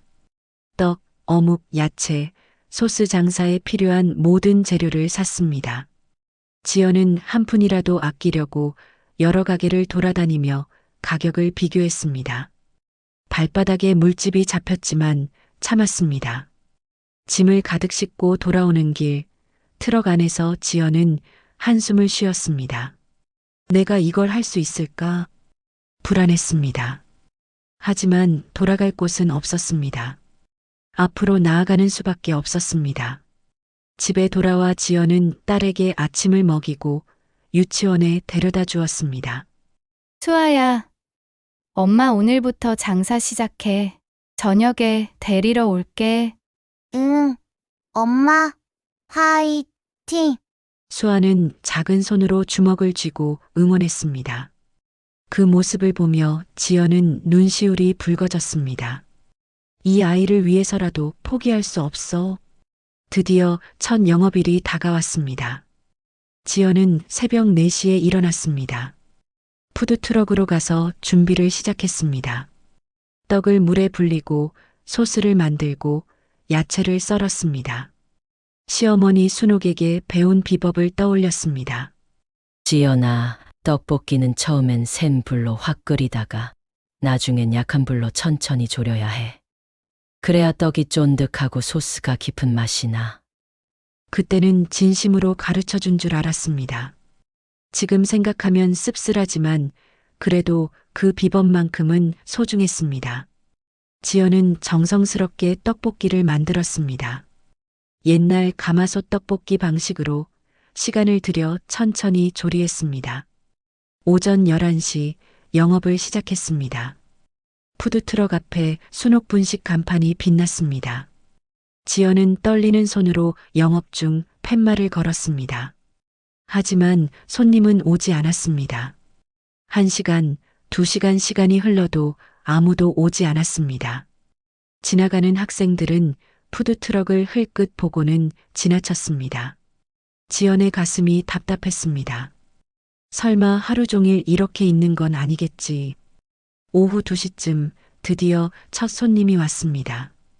여대생 2명이었습니다. 여기 떡볶이 하나 주세요. 네, 감사합니다. 지연은 떨리는 손으로 떡볶이를 담았습니다. 정성스럽게 만들어 건넸습니다. 3,000원입니다. 학생들은 떡볶이를 받아 한 입 먹어보았습니다. 지연은 긴장한 채 그들의 반응을 지켜보았습니다. 이거 맛있는데? 진짜? 나도 먹어볼래? 완전 옛날 떡볶이 맛이다. 어릴 때 먹던 그 맛. 두 학생은 눈이 커졌습니다. 언니, 우리 하나 더 먹자. 떡볶이 하나 더 주세요. 지연의 얼굴에 미소가 번졌습니다. 첫 고객이 만족해하는 모습을 보니 뿌듯했습니다. 하지만 그날 하루 매상은 고작 6만 원이었습니다. 식자재비를 빼면 남는 게 거의 없었습니다. 집으로 돌아온 지연은 지쳐서 소파에 쓰러졌습니다. 온몸이 쑤셨고 발은 퉁퉁 부어 있었습니다. 엄마, 괜찮아? 수아가 걱정스럽게 물었습니다. 지연은 억지로 웃으며 대답했습니다. 응. 엄마, 괜찮아. 오늘 첫날이라 좀 힘들었어. 하지만 속으로는 불안했습니다. 이렇게 해서 될까? 정말 잘할 수 있을까? 다음 날도 그 다음 날도 상황은 나아지지 않았습니다. 하루 매상은 5만 원에서 10만 원 사이를 오갔습니다. 임대료와 식자재비를 빼면 거의 남지 않았습니다. 일주일이 지나고 한 달이 지났습니다. 지연의 통장 잔고는 점점 줄어들었습니다. 어느 날 밤 지연은 통장을 보며 눈물을 흘렸습니다. 이러다가 망하는 건 아닐까? 하지만 포기할 수는 없었습니다. 이미 시작했고 돌아갈 곳도 없었습니다. 그러던 어느 날 겨울이 찾아왔습니다. 영하의 날씨에 푸드트럭 안은 냉동고 같았습니다. 손이 시려 떨렸습니다. 발가락 감각이 없었습니다. 밤에 집에 돌아오면 손발이 꽁꽁 얼어 있었습니다. 따뜻한 물에 손을 담그면 너무 아파서 소리를 지를 뻔했습니다. 엄마, 손이 빨개졌어. 수아가 걱정스럽게 지연의 손을 보았습니다. 괜찮아. 엄마 손 강해. 하지만 손은 터지고 갈라졌습니다. 핸드크림을 발라도 소용없었습니다. 하지만 그때 작은 변화가 찾아왔습니다. 한 남학생이 떡볶이를 먹고 나서 말했습니다. 사장님, 이거 진짜 맛있어요. 제 친구들한테 추천할게요. 정말요? 고맙습니다. 다음 날 그 학생은 친구 5명을 데리고 왔습니다. 그들은 떡볶이와 핫도그를 먹고 감탄했습니다. 야, 이거 진짜 맛있다. 사장님, 여기 인스타에 올려도 돼요? 네, 물론이죠. 학생들은 음식 사진을 찍어 SNS에 올렸습니다. 그리고 그날부터 조금씩 손님이 늘기 시작했습니다. 입소문이 퍼진 것입니다. 여기 대학 앞에 떡볶이 맛집 있다던데. 맞아, 순옥분식. 진짜 맛있어. 손님이 하나 둘 늘어나기 시작했습니다. 하루 매상이 10만 원에서 15만 원으로 다시 20만 원으로 올라갔습니다. 지연은 새벽같이 일어나 준비하고 밤늦게까지 일했습니다. 몸은 힘들었지만 마음은 가벼웠습니다. 손님들의 웃는 얼굴이 지연에게 힘이 되었습니다. 사장님, 오늘도 떡볶이 하나요? 맛있게 드세요. 지연은 땀을 훔치며 환하게 웃었습니다. 3개월이 지났습니다. 지연의 푸드트럭 순옥분식 앞에는 이제 긴 줄이 늘어서기 시작했습니다. SNS에서 대학 앞 숨은 맛집으로 입소문이 났고 학생들뿐만 아니라 직장인들도 찾아왔습니다. 사장님, 여기 떡볶이 2개요. 치즈 핫도그 3개 포장이요. 김밥은 몇 분 기다려야 해요? 주문이 쏟아졌습니다. 지연은 쉴 틈 없이 음식을 만들었습니다. 땀이 이마를 타고 흘렀지만 그녀의 얼굴에는 미소가 가득했습니다. 하루 매상은 이제 50만 원에서 70만 원 사이를 오갔습니다. 식자재비와 임대료를 빼도 순이익이 꽤 남았습니다. 지연은 통장 잔고를 확인하며 안도의 한숨을 쉬었습니다. 이제 생활비 걱정은 하지 않아도 될 것 같았습니다. 수아야, 엄마가 오늘 치킨 사줄게. 와, 진짜? 엄마 최고. 수아는 뛰며 좋아했습니다. 지연은 딸의 환한 미소를 보며 가슴이 뭉클했습니다. 그날 저녁 2사람은 치킨을 먹으며 행복한 시간을 보냈습니다. 작은 원룸이었지만 웃음소리로 가득 찼습니다. 엄마, 우리 행복하지? 응. 우리 정말 행복해. 지연은 딸을 꼭 안아주었습니다. 과거의 아픔은 이제 희미해졌습니다. 남편의 배신, 시어머니의 배신 그 모든 것들이 이제는 먼 과거의 일처럼 느껴졌습니다. 지연은 매일 딸을 위해 정성스럽게 아침을 준비했습니다. 김밥을 예쁘게 싸고 과일을 깎아 도시락에 담았습니다. 수아야, 오늘 도시락 맛있게 먹어. 엄마가 싸준 거 제일 맛있어. 수아는 도시락을 들고 유치원에 갔습니다. 친구들이 부러워할 만큼 예쁘고 맛있는 도시락이었습니다. 지연에게 가장 중요한 것은 딸이 행복한 것이었습니다. 아무리 힘들어도 딸 앞에서는 웃었습니다. 하지만 세상은 작습니다. 피하고 싶은 사람들과 다시 마주치게 되는 날이 오기 마련입니다. 과연 지연은 옛사람들과 다시 마주쳤을 때 어떻게 반응할까요? 그리고 그녀의 푸드트럭은 계속 성공할 수 있을까요? 어느 날 오후였습니다. 지연은 평소처럼 푸드트럭에서 장사를 하고 있었습니다. 손님들에게 음식을 내주며 바쁘게 움직이고 있을 때였습니다. 떡볶이 하나 주세요. 익숙한 목소리였습니다. 지연은 고개를 들었습니다. 그리고 그 순간 온몸이 굳어버렸습니다. 전 남편 성우가 서 있었습니다. 두 사람의 눈이 마주쳤습니다. 성우도 놀란 표정이었습니다. 지연아, 성우는 초췌한 모습이었습니다. 예전에 당당했던 모습은 온데간데 없었습니다. 머리는 헝클어져 있었고 옷차림도 말이 아니었습니다. 수염도 제대로 깎지 않은 듯 지저분했습니다. 지연은 아무 말도 하지 않았습니다. 손은 떨렸지만 표정은 차분했습니다. 떡볶이 하나 주문하셨죠? 잠시만 기다려 주세요. 지연은 태연하게 떡볶이를 만들기 시작했습니다. 성우는 당황한 듯 서 있었습니다. 지연아, 여기서 이걸 하고 있었어? 네, 보시다시피요. 지연의 목소리는 담담했습니다. 더 이상 성우에게 감정이 없었습니다. 그저 낯선 손님일 뿐이었습니다. 힘들지 않아?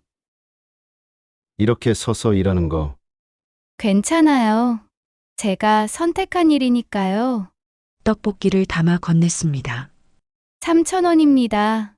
성우는 돈을 내며 지연을 바라보았습니다. 그의 눈에는 복잡한 감정이 섞여 있었습니다.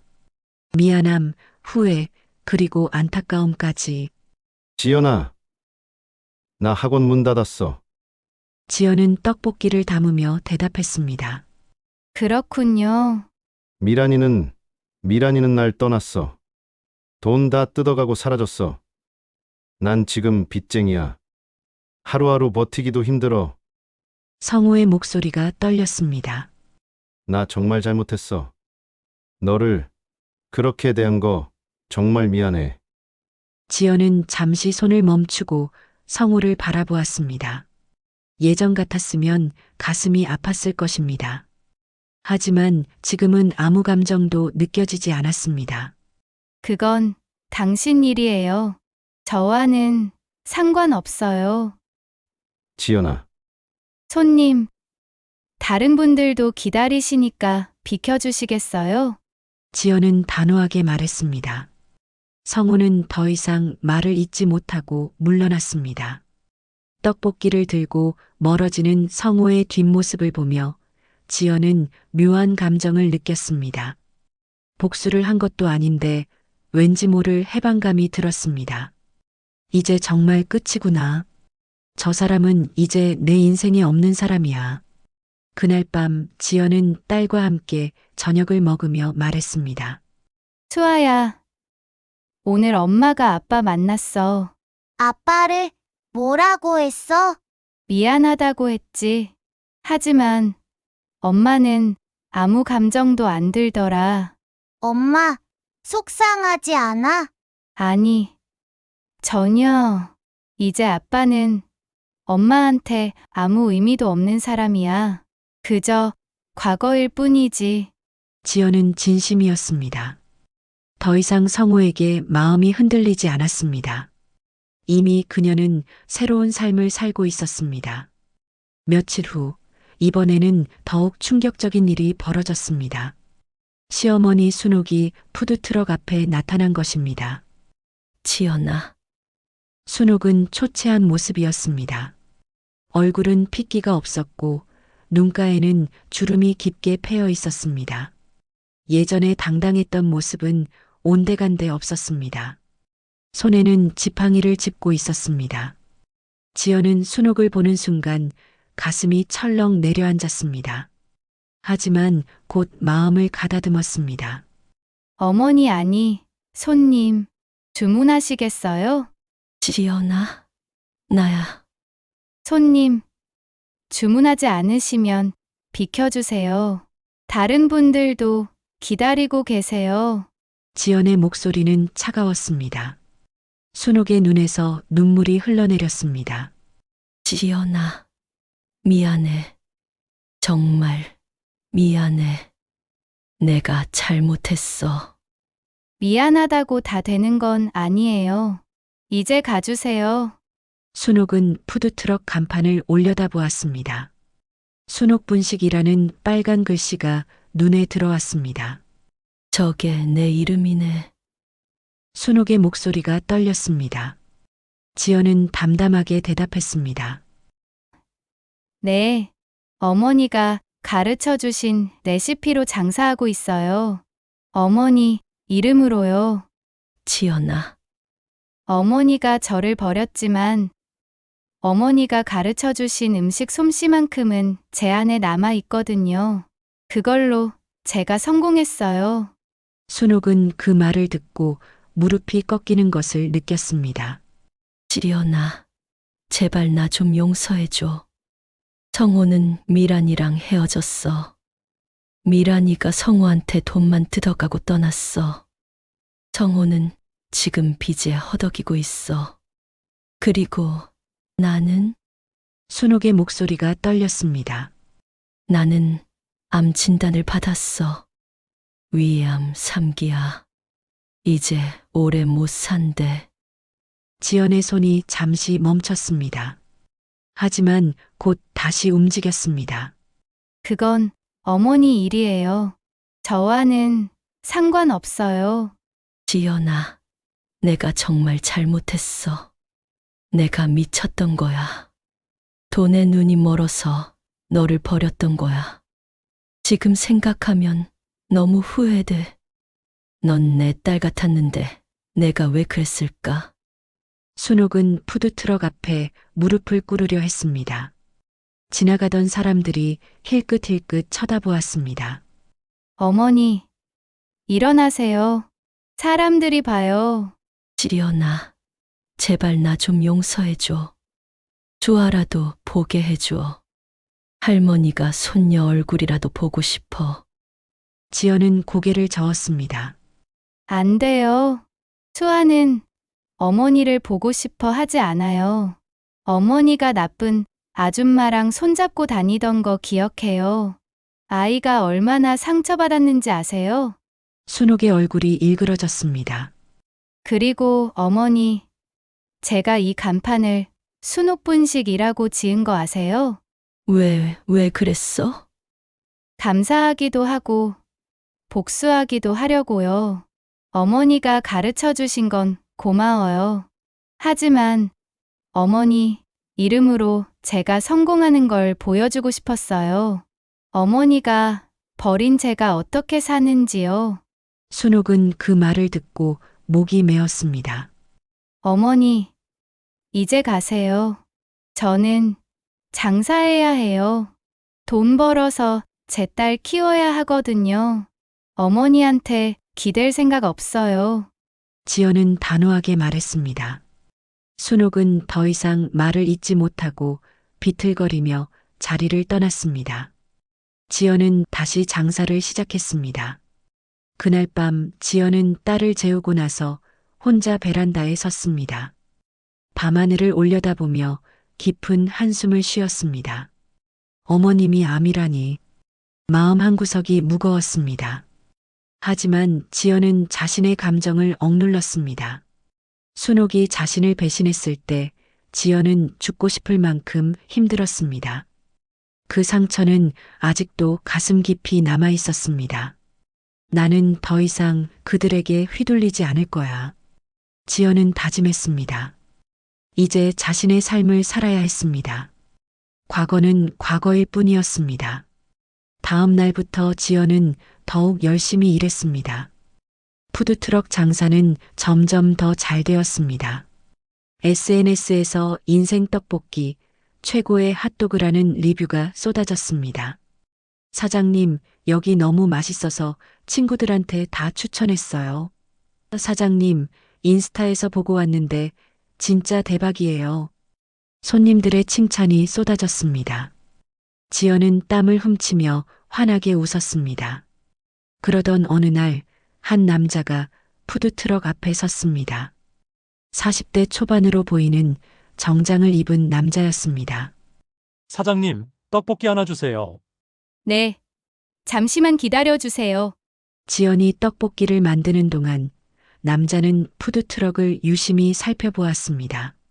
순옥분식이라는 간판을 보고 손님들이 줄 서 있는 모습을 보고 지연이 일하는 모습을 지켜보았습니다. 그리고 떡볶이를 받아 먹어보더니 눈이 커졌습니다. 이거 정말 맛있는데요? 감사합니다. 사장님, 혹시 가게를 확장할 생각 없으세요? 가게요? 네. 저는 외식 프랜차이즈 업체를 운영하고 있어요. 사장님 음식 맛을 보니 충분히 프랜차이즈로 확장할 수 있을 것 같아요. 지연은 놀라서 남자를 바라보았습니다. 프랜차이즈요? 네. 제 명함입니다. 한번 상의해 보시죠. 사장님 같은 분이 푸드트럭에만 있기엔 아깝습니다. 남자는 명함을 건네고 떠났습니다. 지연은 명함을 보며 멍하니 서 있었습니다. 김대호 외식 프랜차이즈 전문 대표이사. 프랜차이즈? 나한테 이런 기회가 올 줄이야. 하지만 동시에 두려움도 밀려왔습니다. 과연 잘할 수 있을까? 푸드트럭도 겨우 안정시킨 지 얼마 안 됐는데 가게를 확장한다는 게 가능할까? 그날 밤 지연은 딸에게 물었습니다. 수아야, 엄마가 가게를 더 크게 하면 어떨까? 와, 좋아. 엄마가 사장님 되는 거야? 그런 셈이지. 근데 엄마가 더 바빠질 수도 있어. 괜찮겠어? 수아는 고개를 끄덕였습니다. 괜찮아. 엄마가 행복하면 나도 행복해. 딸의 말에 지연은 용기를 얻었습니다. 그래, 한번 해보자. 더 이상 두려워하지 말자. 다음 날 지연은 명함에 적힌 번호로 전화를 걸었습니다. 안녕하세요. 어제 푸드트럭에서 떡볶이 사드셨던 분이죠? 아, 사장님. 전화 주셔서 감사합니다. 프랜차이즈 이야기 좀 더 자세히 들을 수 있을까요? 물론이죠. 내일 저희 사무실로 오시겠어요? 네. 그럴게요. 전화를 끄는 지연은 가슴이 두근거렸습니다. 새로운 기회가 찾아온 것입니다. 두렵기도 했지만 동시에 설레기도 했습니다. 이게 내 인생을 바꿀 기회일지도 몰라. 지연은 창밖을 바라보며 다짐했습니다. 더 이상 과거에 얽매이지 않겠다고, 앞으로 나아가겠다고. 그리고 며칠 후 또 다른 일이 벌어졌습니다. 지연이 푸드트럭에서 장사를 하고 있을 때 한 무리의 사람들이 다가왔습니다. 카메라를 든 사람, 마이크를 든 사람, TV 방송국 사람들이었습니다. 안녕하세요. 저희는 성공 창업 스토리라는 프로그램 제작진인데요. 혹시 인터뷰 가능하실까요? 인터뷰요? 네, 순옥분식이 SNS에서 엄청 화제잖아요. 이혼 후 홀로 아이를 키우며 푸드트럭으로 성공한 사장님 이야기를 꼭 소개하고 싶어서요. 지연은 놀랐습니다. 자신의 이야기가 그렇게 알려져 있을 줄은 몰랐습니다. 제가 그럴 만한 사람인가요? 물론이죠. 사장님 이야기는 많은 사람들에게 희망을 줄 거예요. 지연은 잠시 고민하다가 고개를 끄덕였습니다. 좋아요. 하겠습니다. 과연 지연은 이 기회를 잡아 더 큰 성공을 이룰 수 있을까요? 그리고 그녀의 삶은 어떻게 변화할까요? 다음 날 지연은 프랜차이즈 업체 사무실을 찾아갔습니다. 깔끔하고 현대적인 사무실이었습니다. 김대호는 지연을 반갑게 맞이했습니다. 어서 오세요. 저는 김대호라고 합니다. 저희는 10년째 외식 프랜차이즈를 운영하고 있어요. 안녕하세요. 저는 이지연입니다. 사장님 음식을 먹어보니 확신이 들더라고요. 맛도 좋고 가격도 적당하고 무엇보다 정직하게 만든 티가 나요. 요즘 사람들이 그런 걸 찾거든요. 감사합니다. 제 제안은 이렇습니다. 저희가 초기 투자비를 대고 사장님은 레시피와 노하우를 제공하세요. 그리고 수익을 반반씩 나눠 가지는 거예요. 지연은 놀라서 물었습니다. 초기 투자비를요? 그게 얼마나 되는데요? 가게 하나 내는데 대략 5천만 원 정도 들어요. 저희가 그걸 부담하고 사장님은 운영만 하시면 돼요. 그런데 제가 실패하면 어떻게 해요? 걱정 마세요. 저는 사장님을 믿어요. 그리고 설령 실패해도 그건 저희가 감수할 리스크예요. 지연은 고민했습니다. 이것은 인생을 바꿀 수 있는 기회였습니다. 하지만 동시에 큰 책임도 따르는 일이었습니다. 하루만 생각해봐도 될까요? 물론이죠. 천천히 생각하세요. 집으로 돌아온 지연은 밤새 고민했습니다. 장점과 단점을 종이에 적어보았습니다. 그리고 마침내 결론을 내렸습니다. 해보자. 이번 기회를 놓치면 후회할 것 같아. 다음 날 지연은 김대호에게 전화를 걸었습니다. 대표님, 저 하겠습니다. 프랜차이즈 같이 해봐요. 정말요? 잘 결정하셨어요. 후회하지 않으실 겁니다. 그렇게 지연의 새로운 도전이 시작되었습니다. 6개월 후 지연의 첫 번째 매장이 그녀가 살던 옛 아파트 단지 상가에 오픈했습니다. 순옥분식이라는 간판이 붉은 네온 사인으로 빛났습니다. 작은 가게였지만 깔끔하고 아늑했습니다. 바로 그곳, 남편 성우와 함께 살던 아파트, 시어머니 순옥이 매일 찾아오던 그곳에 지연의 매장이 문을 연 것입니다. 오픈 첫날 줄이 길게 늘어섰습니다. SNS에서 소문이 퍼졌고 사람들은 푸드트럭에서 가게로 확장한 떡볶이 맛집에 대한 이야기를 나누었습니다. 여기가 그 유명한 떡볶이 집이에요? 맞아. 푸드트럭 때부터 먹어봤는데 진짜 맛있어. 손님들의 반응은 폭발적이었습니다. 떡볶이, 치즈 핫도그, 김밥 모든 메뉴가 불티나게 팔렸습니다. 지연은 주방에서 쉴 틈 없이 움직였습니다. 땀이 줄줄 흘렀지만 얼굴에는 미소가 가득했습니다. 사장님, 여기 떡볶이 5인분 추가요. 네, 곧 나갑니다. 오픈 첫 달 매출은 3천만 원을 넘었습니다. 순이익만 1,000만 원이 넘었습니다. 김대호는 환호했습니다. 사장님, 대박이에요. 이 정도면 1년 안에 투자금 다 회수할 수 있어요. 정말요? 믿기지 않아요. 사장님 실력이죠. 이제 두 번째 매장도 준비해야겠어요. 그날 오후 지연이 가게 앞을 정리하고 있을 때였습니다. 멀리서 한 여자가 가게를 바라보고 있었습니다. 시어머니 순옥이었습니다. 순옥은 순옥분식 간판을 보고 손님들이 줄 서 있는 모습을 보고 그 안에서 환하게 웃으며 일하는 지연을 보고 있었습니다.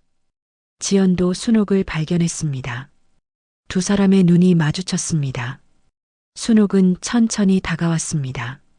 지팡이를 짚고 있었고 얼굴은 더욱 야위어 있었습니다. 지연아, 어머니, 여기에 가게를 냈구나. 우리 아파트 단지에. 순옥의 목소리가 떨렸습니다. 네, 제가 이곳에서 새로 시작하고 싶었어요. 제가 무너졌던 그곳에서 다시 일어서고 싶었어요. 지연은 담담하게 말했습니다. 그리고 어머니, 저 간판 보이시죠? 순옥분식이요. 이제 이 이름은 제 거예요. 어머니가 아니라 제 성공의 상징이에요. 순옥은 그 말을 듣고 눈물을 흘렸습니다. 지연아, 나는 정말 잘못했어. 내가 너를 버린 게 내 인생 최대의 실수였어. 어머니, 이제 늦었어요. 알아, 그래도 마지막으로 하고 싶은 말이 있어. 순옥은 가방에서 봉투 하나를 꺼냈습니다. 이건 내가 평생 모은 돈이야. 얼마 안 되지만 수아 교육비로 써줘. 어머니, 부탁이야. 내가 손녀한테 해줄 수 있는 마지막이야. 받아줘. 지연은 잠시 망설이다가 봉투를 받았습니다. 열어보니 1,000만 원이 들어 있었습니다. 어머니, 이건 내가 병원비 아끼고 모은 거야. 어차피 나는 얼마 못 살아. 이거라도 손녀한테 남기고 싶어. 순옥은 눈물을 흘리며 말했습니다. 지연아, 너 정말 대단하다. 내가 너를 버렸는데도 이렇게 일어섰구나. 나는 너를 딸처럼 아꼈다고 했지만 진짜 너를 딸로 대했어야 했어. 지연의 눈에서도 눈물이 흘러내렸습니다. 어머니, 저도 어머니를 원망만 하지는 않아요. 어머니가 가르쳐 주신 것들이 있었기에 제가 여기까지 올 수 있었어요. 지연아, 하지만 어머니, 우리는 이제 각자의 길을 가야 해요. 어머니는 어머니 인생을 마무리하시고 저는 제 인생을 살아갈게요. 순옥은 고개를 끄덕였습니다. 그래, 알겠어. 지연아, 행복해라. 너는 행복할 자격이 있어. 순옥은 돌아서서 천천히 걸어갔습니다. 지연은 그 뒷모습을 보며 가슴이 아팠습니다. 하지만 더 이상 붙잡지 않았습니다. 그날 밤 지연은 딸 수아에게 말했습니다. 수아야, 오늘 할머니가 다녀가셨어. 이거 너 교육비로 쓰라고 주고 가셨어. 할머니가 응, 할머니가 미안하대. 그리고 수아 많이 보고 싶어 하셨어. 수아는 잠시 생각하더니 말했습니다. 엄마, 나 할머니 보러 갈래. 정말? 응, 할머니가 많이 아프시다며 한 번만 보고 싶어. 지연은 딸을 안아주었습니다. 이렇게 어린아이가 이렇게 큰 마음을 가질 수 있다니. 지연은 딸이 자랑스러웠습니다. 다음 주 지연과 수아는 병원을 찾아갔습니다. 순옥은 병실 침대에 누워 있었습니다. 살은 더 빠졌고 얼굴은 창백했습니다. 할머니, 수아의 목소리에 순옥이 눈을 떴습니다. 손녀를 보는 순간 순옥의 눈에서 눈물이 주르륵 흘러내렸습니다. 수아야, 우리 수아. 할머니, 많이 아파? 응, 조금. 근데 수아 보니까 안 아파. 순옥은 떨리는 손으로 수아의 손을 잡았습니다. 할머니, 오래오래 사세요. 고마워, 수아야. 넌 참 착한 아이구나. 지연도 순옥의 손을 잡았습니다. 어머니, 편히 쉬세요. 지연아, 고마워. 와줘서 고마워. 순옥은 눈물을 흘리며 말했습니다. 그날 이후 지연은 일주일에 한 번씩 병원을 찾아갔습니다. 순옥에게 음식을 해다 주고 수아와 함께 시간을 보냈습니다. 한 달 후 순옥은 조용히 눈을 감았습니다. 지연과 수아가 곁에 있었습니다. 어머니, 편히 쉬세요. 지연은 순옥의 손을 잡고 눈물을 흘렸습니다. 원망도 있었지만 그래도 한때는 자신을 딸처럼 아껴주었던 사람이었습니다. 장례식에는 많은 사람이 찾아왔습니다. 지연은 상주로서 예를 갖췄습니다. 지연아, 고맙다. 엄마 마지막까지 돌봐줘서. 괜찮아요. 당연한 일 했을 뿐이에요. 나 정말 미안해. 너한테 너무 못했어. 이제 그만해요. 다 지나간 일이에요. 지연은 성호를 보며 더 이상 아무 감정도 느끼지 않았습니다. 그저 과거의 한 사람일 뿐이었습니다. 장례식이 끝나고 지연은 딸과 함께 집으로 돌아왔습니다. 엄마, 할머니 하늘나라 갔지? 응. 이제 아프지 않고 편히 쉬실 거야. 엄마, 우리는 행복할 거지? 응. 우리는 행복할 거야. 엄마가 약속할게. 그날 밤 지연은 베란다에 서서 밤하늘을 올려다보았습니다. 별들이 반짝이고 있었습니다. 나는 해냈어. 바닥에서 일어섰어. 이제 더 이상 누구도 두렵지 않아. 지연은 깊은 숨을 들이마셨습니다. 공기가 상쾌했습니다. 자유로웠습니다. 2년 후 순옥분식은 이제 전국에 30개 매장을 두게 되었습니다. 지연은 성공한 여성 사업가로서 여러 매체에 소개되었고 강연 요청도 쏟아졌습니다. 사장님, 다음 주 서울시청에서 여성 창업자 강연이 있는데 참석하실 수 있으세요? 네. 일정 조율해서 참석하겠습니다. 지연의 사무실은 깔끔하고 현대적이었습니다. 벽에는 각종 상패와 인증서가 걸려 있었습니다. 올해의 여성 기업 인상, 소상공인 성공 사례 대상, 착한 기업 인증. 하지만 지연에게 가장 소중한 것은 책상 위에 놓인 사진 한 장이었습니다. 딸 수아와 함께 웃고 있는 사진. 그것이 지연에게는 어떤 상보다 값진 것이었습니다. 엄마! 문이 열리고 수아가 뛰어들어왔습니다. 이제 초등학교 3학년이 된 수아는 밝고 건강하게 자라고 있었습니다. 수아야, 학교 끝났어? 응! 엄마, 오늘 선생님이 우리 엄마 자랑했어. 엄마를? 응! 선생님이 TV에서 엄마 봤대. 그래서 우리 반 애들한테 수아 엄마는 정말 대단한 분이라고 했어. 나 너무 자랑스러웠어. 지연은 딸을 꼭 안아주었습니다. 그날 저녁 지연은 시니어 창업자 강연에 참석했습니다. 수백 명의 청중이 모여 있었습니다. 대부분 50대 이상의 중장년층이었습니다. 안녕하세요. 저는 순옥분식 대표 이지연입니다. 박수가 쏟아졌습니다.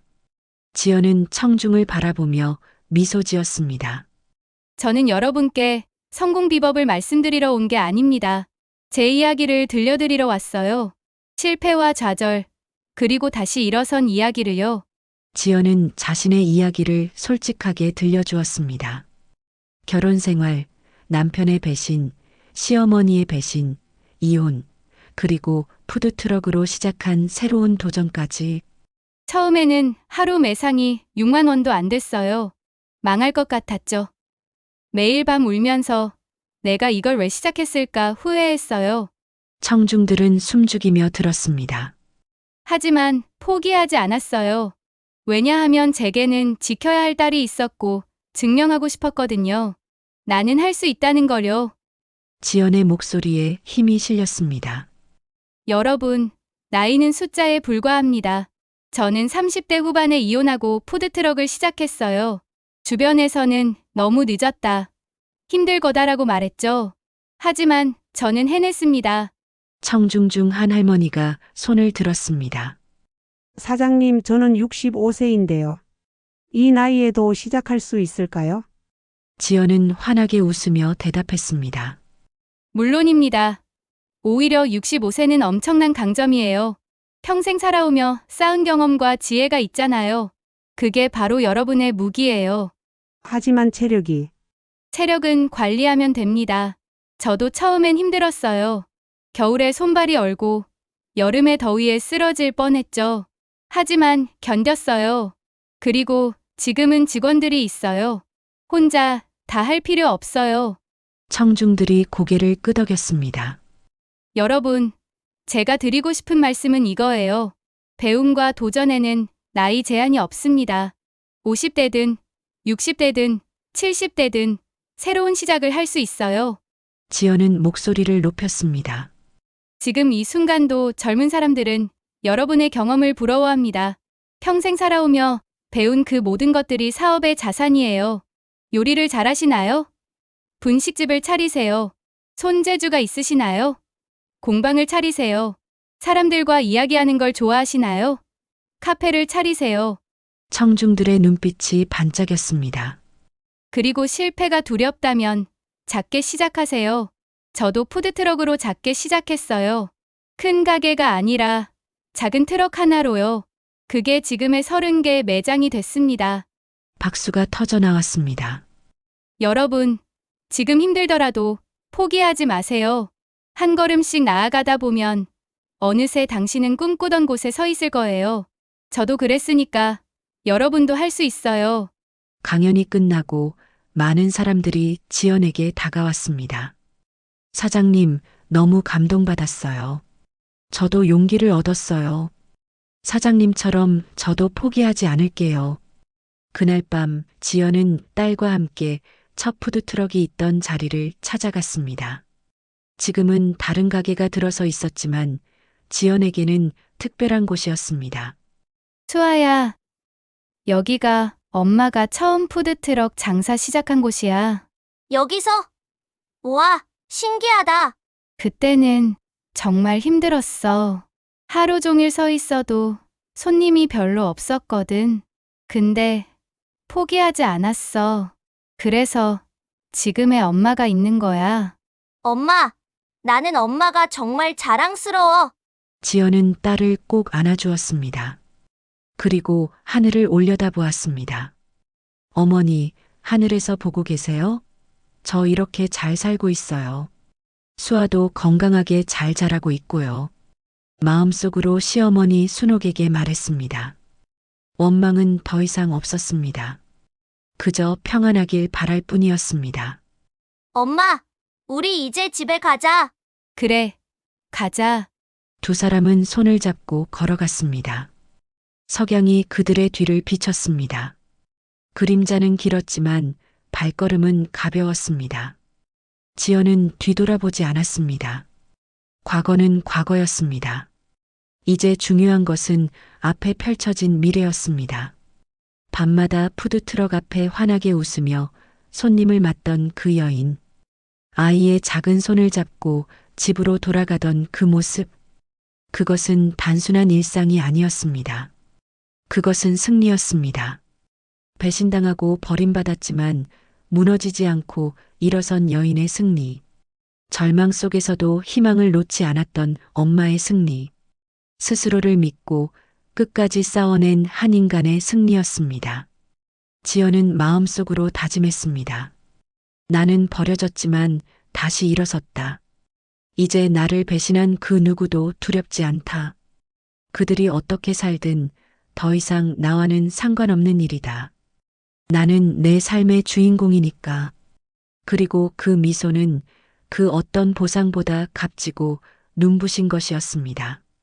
지연의 이야기는 많은 사람들에게 희망이 되었습니다. 배신당하고 버림받고 바닥까지 떨어졌지만 다시 일어선 한 여인의 이야기. 그 이야기는 지금도 계속되고 있습니다. 이 이야기는 실화를 바탕으로 재구성한 것입니다. 지금 이 순간도 어디선가 배신과 절망 속에서 싸우고 있는 누군가에게 이 이야기가 작은 희망이 되길 바랍니다. 당신은 생각보다 강합니다. 포기하지 마세요. 당신도 할 수 있습니다. 그리고 기억하세요. 나이는 숫자일 뿐입니다. 새로운 시작에 늦은 나이는 없습니다.